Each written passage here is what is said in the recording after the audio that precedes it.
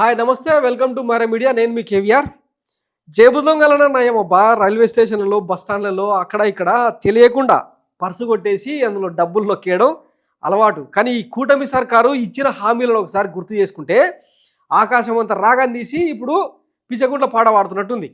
So ఇదంతా ఎందుకు చెప్పాల్సి వస్తుందంటే ఇప్పటికే సూపర్ 6 హామీల పేరుతో పెద్ద పెద్ద హామీలు ఇచ్చిన జగన్ కంటే మించిన సంక్షేమం ఇస్తాం, జగన్ కంటే మించిన అభివృద్ధి చూపిస్తాం, ఆ అరాచక పాలన స్థానంలో సుభిక్షమైన రాష్ట్రాన్ని స్వర్ణాంధ్రను ఏర్పాటు చేస్తాం అని చెప్పి ఇక రకరకాల హామీలు ఇచ్చారు. తీరా చూస్తే ఏమైంది? అధికారంలోకి వచ్చి 7 నెలలైనా సంక్షేమం పట్టాలెక్కకపోగా అభివృద్ధి అమరావతిలో తప్పిస్తే ఎక్కడ కనిపించట్లేదు. అది వేరే సంగతి. కానీ సంక్షేమంలో కోత విధించేదానికి ఎట్లాంటి దొంగ దెబ్బలు కొడతా ఉన్నారో చూస్తూనే ఉన్నాం కదా. ఇక్కడ చూడండి ఒకసారి. ఇప్పటికే 6-7 లక్షల మంది పెన్షన్లను కత్తెర విధించారు, అయిపోయింది. ఇప్పుడు భార్యకే పెన్షన్, భర్తకు టెన్షన్. స్పౌజ్ కేటగిరీ పింఛన్లపై కూటమి సర్కారు నిర్ణయం.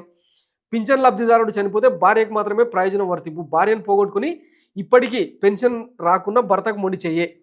సో భర్త చనిపోతేనేమో భార్యకి అయితే పెన్షన్ వస్తుంది, కానీ భార్య చనిపోయిన భర్తకు మాత్రం నో పెన్షన్. భార్యను పోగొట్టుకుని ఇప్పటికీ పెన్షన్ రాకుండా భర్తకు మొండి చెయ్యి. భర్త చనిపోతే భార్యకు పెన్షన్ సైతం గత నవంబర్ 1 తర్వాత నుంచి అమలు. నవంబర్ 1 నుంచి డిసెంబర్ 15 మధ్య దాదాపు 23,000 మంది పెన్షన్ లబ్ధిదారులు మృతి. కానీ కేవలం 5,401 మందికే కొత్త పెన్షన్లు, అంటే 4 రెట్లు లబ్ధిదారులను ఎగరగొట్టేసారు అనమాట. వాళ్ళ స్థానంలో కొత్త వాళ్ళని చేర్చాలి కదా. ఇదే వాలంటీర్ సిస్టమ్ ఉంటే ఈ పాటికి చేర్చేటోళ్ళు వాళ్ళకి నెక్స్ట్ మంత్ నుంచి వచ్చేది. సో 7 నెలల కాలంగా జరుగుతున్న తతంగం ఇదనమాట. కూటమి సర్కారు వచ్చాక కొత్త దరఖాస్తులకు నో ఛాన్స్. కొత్తవి దేవుడెరుగు, ఉన్నవే ఊడగొడుతున్నారు. గత 6 నెలల్లో దాదాపు 1,72,000 దాకా తగ్గిన పెన్షన్లు. మరో 8 లక్షల దివ్యాంగుల పెన్షన్లపై వేలాడుతున్న ఏరువేత కత్తి.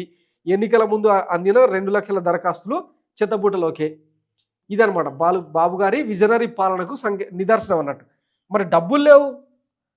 రాష్ట్రం అసలే శ్రీలంక, వెనిజులా, మంగోలియా ఇట్లా అయిపోయిందనమాట. పైరేట్స్ ఆఫ్ ది కరేబియన్స్ లాగా జగన్మోహన్ రెడ్డి సర్కార్ మొత్తం దోసుక తినేది కాబట్టి దాన్ని మొత్తం సెటరైట్ చేసే క్రమంలో ఇట్లా లబ్ధిదారులు మనం భరించాలి ఈ పెయిన్. ఎందుకంటే 164 సీట్లు 93% పైగా చట్టసభల్లో మనం ప్లేస్ ఇచ్చినప్పుడు ఈ మాత్రం భరించకపోతే ఎట్లా?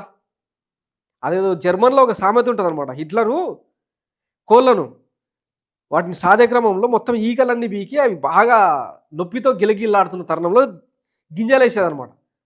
ఆ టైంలో ఏమవుతుంది? ఆ నొప్పి మర్చిపోయి ఆకలి కోసం గింజలు ఎదుక తినడం ఇప్పుడు సంక్షేమానికి లబ్ధిదారులకు జరుగుతున్న తతంగం అనమాట. ఇంకెప్పటికీ అర్థం చేసుకుంటారు. బాబు గారు తీసిన దొంగ దెబ్బలు 1-2. ఆయన 40 ఏళ్ళ రాజకీయ జీవితంలో తీసుకుంటే వెన్నుపోటు కానుంచి మొదలయ్యి ఇంకా ఇక్కడ దాకా ఇప్పుడు ప్రజలకు వెన్నుపోటు పొడిచేదాకా వచ్చిందనమాట. సో చరిత్రలో ఆయన కొట్టిన చీకటి దెబ్బల గురించి మర్చిపోయి ఇప్పుడు మళ్ళీ కొత్తవి 1995 నాటి 4.0 చంద్రబాబును చూపిస్తా అని చెప్పి చేస్తున్న ప్రయత్నం అనమాట. ఇంకెప్పటికి తెలుసుకుంటారు. ఈ మోడస్ ఆపరాండి అర్థం కానంత కాలం ఇంక ఇంతే. ఇంక మనం సినిమాలు, ఆ సనాతన దేవుడి ప్రవచనాలు, ఆఖరికి హైందవ శంకరావం ఇట్లాంటివన్నీ వినుకుంటూ వాటి మీద గూస్ బంప్స్ వచ్చేలాగా మన మనోభావాలు దెబ్బతిన్నాయని చెప్పి మాట్లాడుకుంటూ ఉండాలన్నమాట. ఇది సోషల్ మీడియాలో జరగబోయే యుద్ధం. థ్యాంక్స్ ఫర్ వాచింగ్ మరే మీడియా. నేను మీ కేవీఆర్. Thank you.